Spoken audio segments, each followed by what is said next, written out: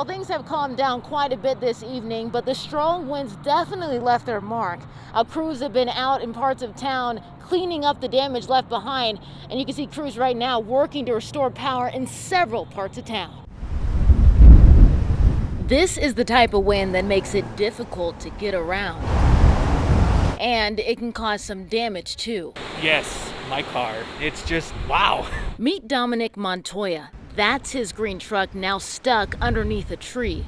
Montoya lives at the Manzana Vista Apartments near the foothills, where he says the tree came crashing down on multiple cars at around 4 this afternoon. I just thought, I'm glad I wasn't in the car when it fell down. And, I'm just glad no one else was in their cars. Here in the Northeast Heights on Belrose in Florida, you can see just how the high winds have knocked down a large tree like this. And if you zoom in a little closer here, you'll see that the roots are lifted from the ground. I was surprised because it's been there 60 years or more, I think.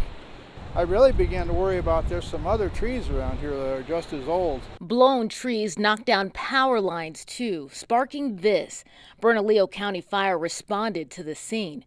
And the winds were a problem for restaurants too, where in some places patio seating is now left uncovered. But it's not all bad. If you talk to those walking around, they're just trying to make the best of this unusual summer weather. It's fresh.